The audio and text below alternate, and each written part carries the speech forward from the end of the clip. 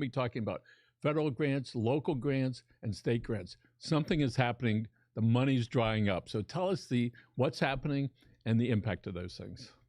Yes. Well, first, good afternoon. It's good to be here. I love this new studio. Yes, it's very nice. I'd like to take credit for it, but I can't. Who did it? Two lovely ladies here.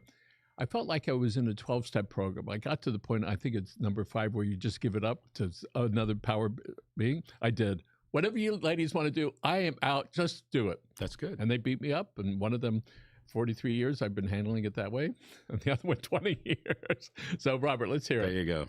All right. Well, thank you. And so, first of all, thank you for having me on, and thank you for allowing me to do a little show I do, Localized Miami, with politicians. But before I start, I have a little kind of routine that I do in every interview. At the end, I give my guest a little gift. Okay. So I know I'm your guest, but you've been so gracious. I'm going to give you a little gift. Okay. Okay. But it's I hope you like it. I put a lot of thought into this. Okay. And I know you live in horse country. Somebody over here is already laughing. Okay. I know you live in horse country. Yes, you got a big truck. There's a lot of stuff. So okay, here goes. I got you these handy bright lights, and you can just use them in your truck. Oh, come on. This is terrific. Right? Look at that. Oh. That's terrific. There you go. Okay. BJ special. There you go. Right there. Thank you so much. Yeah. All right. It was between that and a pack of duct tape, and my wife said, "Don't give him the duct tape." Anyway. All right. Thank you very much. Very my pleasure. My pleasure. We have a lot of property, and sometimes we walk around in the back. I get this little tiny flashlight. There you go. Like that. So thanks for that. You're welcome. So big impacts going on. Sure. Right? Yeah. There was a lot of money for a while, and now all of a sudden it's drying up. Yeah, and it's happening at all levels. Obviously, it's a trickle-down effect. When the federal government starts cutting funding, it's going down to the local level. As you saw, probably the mayor made her Mayor Levine Cava made her budget statement yesterday, and a lot of things are going to be cut, millions of dollars. Obviously, it's a step. It's one step in the process. At the federal level, it's pretty drastic. Just I think today they voted on $9 billion rescission for NPR and PBS. Nine what? Billion with a B. That passed the Senate, and it's got to go to the House, and then maybe signed by Friday. If it doesn't, maybe it's not going to pass. So that was money that was allocated, not yet delivered, not yet used. Yes, it's money yes. But the organization had planned on it, and their operation is dependent upon receiving that income. Well, yeah, in most cases, that's what's happening. And in some cases, it's money that was they almost had a contract. They were gearing up. They were already starting to spend money. I know tree planting organizations across the country. Because you're involved with trees. Yeah, with Arbor Day. And Arbor Day, as a matter of fact, a foundation from Nebraska, they were cut $75 million just a couple months ago. And it was basically clawed back, something that they were expecting, they're already gearing up for. And that's what's happening in a lot of places where people geared up for this money, and then they said, no, you can't have it. That impact goes all the way down to the guy that's keeping the building clean. Yeah. It's the whole thing. You got the staffers, you have the people out on the air, you have the writers that are there, you have the people that work on the website, that design it, on the newsletter people, everything. So those are pretty significant dollars. Yeah, because it was creating jobs. And in a lot of cases, and you said, you've got the people that are cleaning, the people that take care of the building. When you have programs like that, some of the jobs aren't high-level jobs. There's a lot of jobs that are created that people can do, and a lot of people can do, because there's a lot of hands-on stuff. So yeah, that has an impact to all of us. When we look back just a couple of years, I felt like it was like right after Hurricane Andrew, where everybody had their insurance money. Everybody was gleeful. Isn't this wonderful? And as we saw some of the dollars drying up on COVID, right? Because a lot of people hadn't worked. They got state money. They got federal money. The businesses got a whole bunch of stuff. Some people paid it back. Some people didn't. Some people still are. And all of a sudden, we're looking around. Oh, it's drying up. And we can see that. A lot of charities in Miami-Dade County, last session from the state, got almost nothing. Yes. Yeah. And yeah, that's a great point, because what we in our company, we work with grants, as you know, and we help cities and nonprofits. We work with a lot of arts nonprofits, and they were cut last year. The governor vetoed all arts funding. At a federal level, also in the arts, the NEA, the UMA, National Yes, and yeah, Endowment for the Arts. Okay, I wasn't. You're getting pretty good. Thank you very much. Thank you, Uma. Yeah, National Endowment for the Arts. They were just. We had a client that was just. They said, "Oh, we're closing this program, which is called the Our Town program. We're going to put it in another program, which is basically another way of saying you're not getting money for this." For the same way, there's something called BRIC, which is building resilient infrastructure. People had applied all over the country. The federal government came back, I think, in February or March, and said that money is this program is dead. You're going to have to look for other ways. So there's impacts on mitigation. There's water projects, and saw what happened in Texas. There's a lot of impacts on those. It's everything. Everything's being impacted. The good news, there is some good news, is I think that foundations are stepping up, and they're going to have to step up more, because that's where we're going. Because if there's no money from the federal government, and then there's no money from the state, and then the local gets impacted, then where do you go? So what's the intention of these leaders across the globe about what these entities are supposed to do? What is it they supposed to do, and what are they going to be able to do to fund their organizations? What are they going to do? They need to diversify their funding. Fortunately, there are some bigger entities that this funding, because there wasn't a lot of. Granted, it was COVID. As difficult as it was, there was a lot of first-time funding, one-time funding. So a lot of people got money that they, in some cases, that they hadn't seen before. Obviously, they've geared up for it. They've hired people and whatever, but they hadn't seen that money before. So now they're just kind of going back to the way they were, and even, trying to find money from other places. Help me try to understand. I understand there have been some changes in Medicaid coverage. Medicaid is for the poorest of the poor, not Medicare, poorest of the poor. Right. So when they get sick, before they would go to the hospital, and the hospital and doctors would get reimbursed a little bit, but it was something. Right. So that's all cut back. Yes. So when the person gets sick, because that's what happens to us as human beings, and they go to the hospital on an emergency basis, and there's no Medicaid or it's reduced, the person doesn't have the money. So who eats at the hospital? The hospital. And we end up paying for it eventually. Insurance goes up. And there's a lot of things, too, with the Medicaid being cut, too. And I talked to a doctor. There's some services that they might not do, and they just like, well, it's not enough for me. Why would I do this service? Let somebody else take care of that. It's really going to be, it's quite the calamity that's about to happen, because we know that the doctors in the hospitals don't make money, and they can't properly diagnose without tests. That's the way it works. Right. And if they're not getting paid, and then they have to pay their providers, like the guy that, it could be an employee or it could be another company, it's going to be tough. And I look at folks that need psychiatric care and people with autism and other disorders. That's cut as well. Yes. Everything. Yes.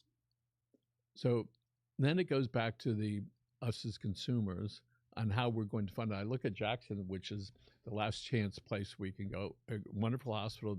They do tremendous work there. And if you need a heart transplant, that's where you're going. Or you're not going to go to some other ones that are here.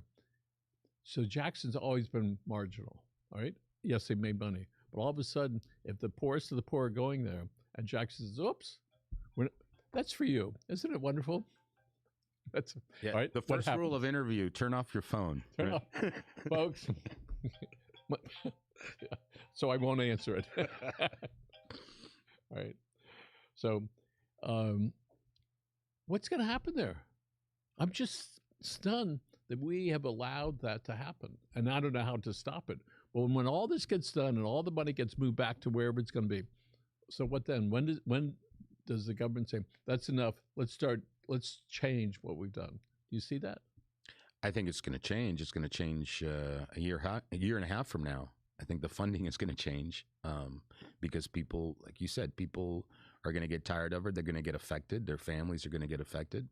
When you start cutting Medicaid and Medicare, you're affecting the most vulnerable. So we don't think about it very much, but there's a big art show that's in town. There's two, one in South Miami, one in Coconut Grove, that I know in the past they've gotten grants for part of their operation. Mhm.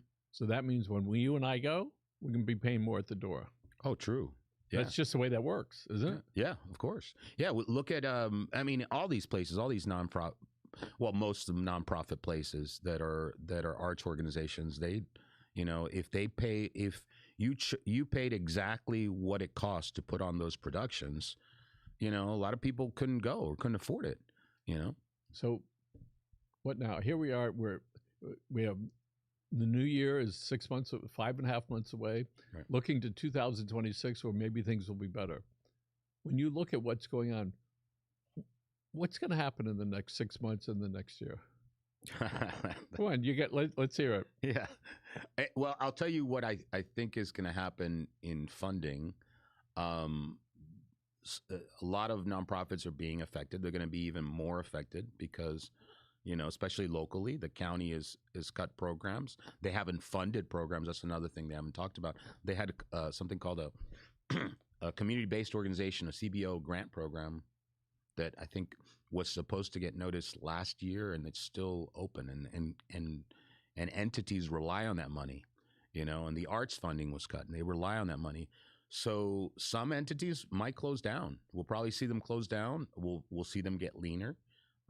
Because they just can't survive. Will private people pick it up? Will they? Do you think more people will make donations and to be able to offset some of that, or do you think it's? I think so. I'm hopeful that will happen when they see that it's impacting, because everybody has an organization, one way or another, a nonprofit that they are involved with. So once people with money start seeing, hey, we need this money from somewhere, people are going to have to get creative and start looking for private dollars, because the government dollars are kind of drying up. We probably work with 10 easily not-for-profits, and I look at the services that these people provide. I mean, it's just tremendous. And you think about the recipients of that, they're going to get cut back, right? That's the first thing. Second thing, going to be staffers, and all of a sudden, you have a whole group of people, mostly marginalized, or whose parents can't pay these gigantic bills for taking care of their children or elderly parents. So we're in for a rough ride, I suspect. Yeah. Well, one bright spot is if you're connected to the governor or Republican legislators. Here goes, folks. You've got a good chance of getting money and not getting vetoed. I work with some cities. I saw a city, Republican city, and I work with both. I'm nonpartisan, but that their projects didn't get vetoed. And then I saw some other, you know, entities that were on that veto list. So it's also about your relationship with Tallahassee. It's very important. So one of the things that I'm very curious about, I see it with the county and with the cities, where the politicians said, we're going to reduce the tax, the rate. Right. And the rationale is, well, the price of the house, the value of the house is going up, so we're making it up. But who asked for that stuff? All right. So here we are now, a year later, going, you know, it was just another $25 a home. All right. We're out here that nobody really give a hoot about. All right. There would be less programs that were cut. I know. I was just reading in the Miami Herald, Mayor Cava, hello, Mayor, where she said 2 years in a row we lowered the tax rate. Who asked for that? Right. And there's not a whole bunch of people going, I need that relief. Just figure out some other way to do it. So now here we are. Now we're going to need it's reportedly a $400 million deficit. All right. I don't know if it's that high. It's a $12 billion a year company. Right. Didn't they know, sorry, Mayor, all right, that it was going to happen? Our sources tell us, of course, everybody knew. It was when they had to explain it.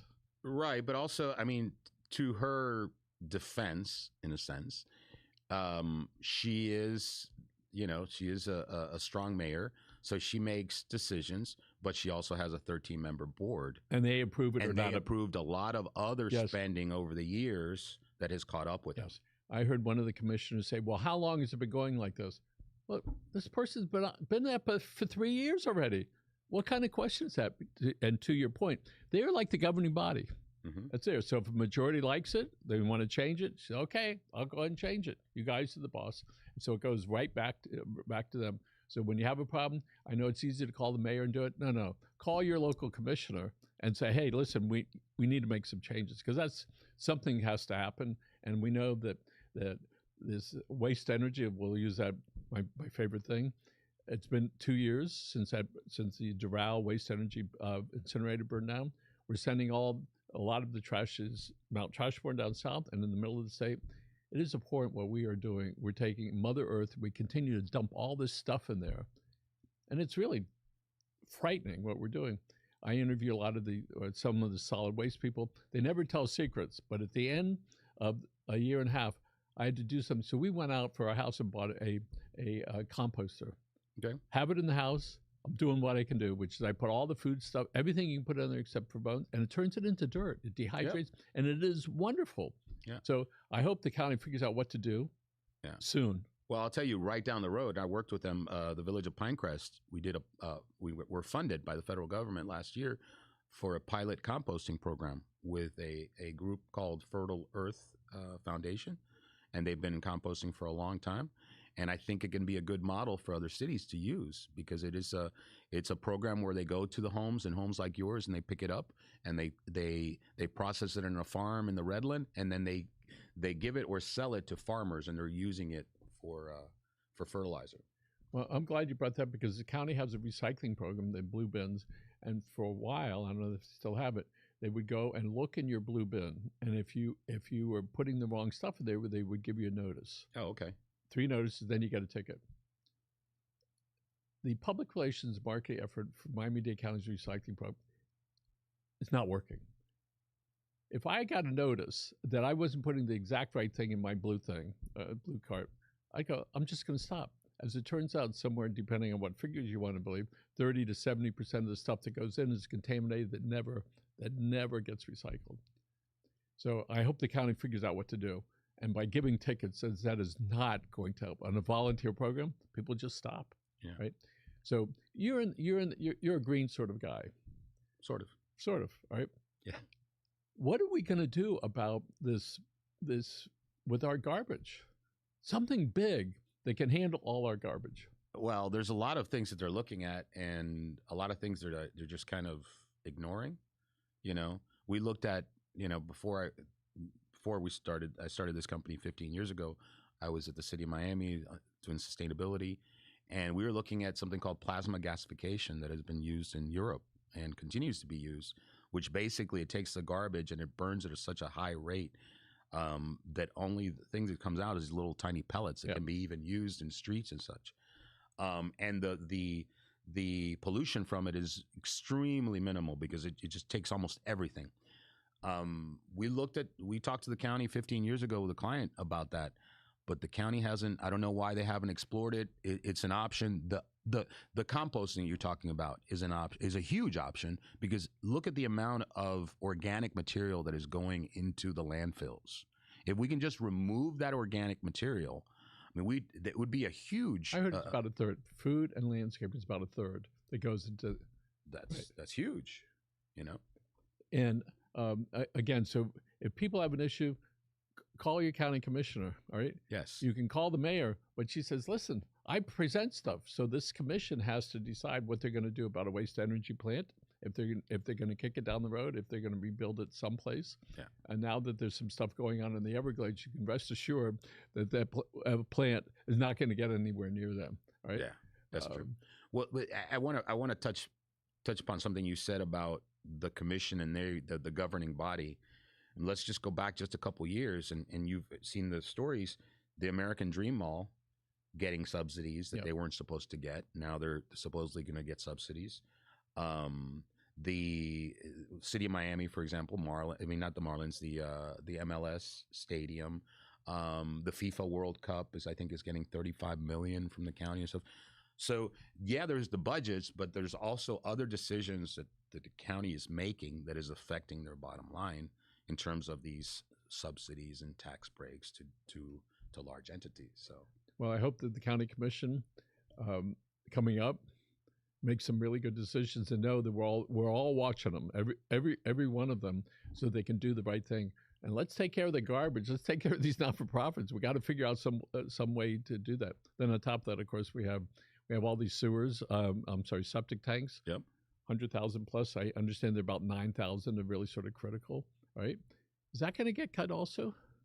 There was some federal and state money as far as to rehab those. I mean, to connect them up to the sewer system. Well, it's already kind of been cut. There was typically in the past you're getting money from a lot of appropriations and some grants, and the state has already said, and they said it this year already, don't put in for those, just put it through the grants. Granted, some special entities that are connected still got some money, but mostly it's going through these grant programs. The grant programs that are, by the way, there's no real scoring for it.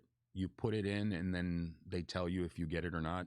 I haven't seen a scoring for it, but hopefully we'll get some money down here. Wait, I read in the Miami Herald, the mayor was saying the grass is going to get cut less. I remember 10 or 15 years ago, the grass was like this high in a lot of public places, and people got upset. But the reality is the money comes from all of us. And I think that we have to put pressure on them so they can make that business, the $12 billion a year business, a little more efficient. But we got to take care of the people that need the help. Yeah. All right. That has to be done because they're gonna die at the end of the day. And all those kids that need to get diagnosed and need to get treatment, the parents can't do it. We know what's going to happen. They're not going to get it. So then in 15 years from now, all right, that they're not going to be as functional as they could be. Remember, a lot of people go into the Army. So we are not preparing those kids that need to have help so they can serve the country, whether it's in the Army or in a particular job. So we did have some folks from the Easter SEALs here yesterday, which first time I really understood what they did. I wasn't really sure. And if they want to find out, they can look under easterseals.com or .org. A really great organization. And they help people of all ages that have challenges. I don't want to say mental challenges. They have functioning disorders, from a little bit to a lot. We've done a lot of interviews with people in the autism arena. Mm-hmm. I didn't realize how prevalent that was. Yeah, I hear figures 1 out of 30 to 35 people have autism or on the spectrum. Then there's 1 out of 7 that have some sort of other disorder affecting them. Wow. That's in every classroom. It is very high, the prevalence of autism. I work with a group called MacTown. They serve adults with developmental disabilities. They started in 1962. To give you an idea, they started in 1962 to serve people with Down syndrome, right? A family of people that had Down syndrome. They're now almost, mainly autism. And I don't know what the reason is, but it's completely shifted over in our lifetimes. When I asked Carlos Magoya from Jackson Hospital, the CEO, what services does Jackson provide? He says, first of all, when we were younger, we called them the wrong thing. We said they were slow. I remember that now, all right, where we just thought they were just slow, right? Today, there's diagnosis and treatment and direction so you can catch it a little bit earlier. So when they become young adults, they're productive. It's a challenge. So I hope the county and for all those people that have money, donate to your local charity because we need that. Yeah. Well, Give Miami Day is coming up in November. I mean, it's a little ways away. It's right around the corner. This year should be, through the Miami Foundation, this year should be hopefully a record-breaking year because all these nonprofits are hurting. One of the things we recognize is that we do a lot of, when we do this work with these not-for-profits, we've gotten more engaged with them on a variety of levels because when you hear the stories and you see the people that are helped, it's really significant. We had a young lady, she has a not-for-profit down in Homestead. She said, Michael, up to the age of 16, I'd worked on 3 migrant farms, Florida, Texas, and Pennsylvania. She says, I was abused by a family member physically. She escaped, went to the grandparents, and then got sexually abused. A friend took on her hat, wings, and she went to Miami-Dade, and she went to Berry. Then she got a full scholarship and got her master's, right? Full scholarship. And she said, Michael, at the last place I went, I was 20 miles from where I used to pick potatoes. She subsequently got grants of over $1.5 million, gifts, $1.5 million, and now opened up this huge social services. So there's a story where somebody helped somebody and continued, and now she's giving back. So there's a lot of entities. So give Miami Day. Is that in November? They can go look up Miami Foundation, and that's when you say, I want to give. This is the day. It's like Prime Week, right? Where you go, right? $24 billion to spend. So Right. let's get 2.4 and be able to do that. Right. Okay. So here it is, almost August 1st. All right. What do we look like here in the next year? What do we look like in terms of funding? A lot of reconciling, a lot of harsh decisions that to be made for nonprofits mostly. I mean, cities for the most part are going to be okay, because they rely on grants, but it's not their number one thing. But nonprofits are going to be, some of them will close, maybe some of them will merge. Don't know. It'll all balance out. Sun gets up in the morning, goes in the afternoon and the evening. Tide comes in, tide goes out. There's no saying, you don't have to wait till the rain to stop. The object is to figure out how to dance in it. Yeah. So that's what we're going to be doing, I suspect, for a year or two. Yeah. I do want to do a shout out to Emily, all right? This is her third show for producing it. Thank you very much, Emily. And your folks and us here at Community Newspapers are proud of you. And pretty soon, by the way, they're going to have a microphone over there and a little camera over their head. So we're going to be able to engage them into this. Whose idea was that? That was yours. That's great. Yeah, so we're going to... I like that. I started looking for the cameras, and now we're going to do that. Good for you. And got anything else? No, I just thank you. Thank you for having me on. It's a pleasure to be here. And thanks for the conversation. Thanks. And why don't you sign us out? There you go. Which camera should he look at? This one? That one. There you go. All right. Thank you for joining us with my most amazing host, Michael Miller, here at Community News.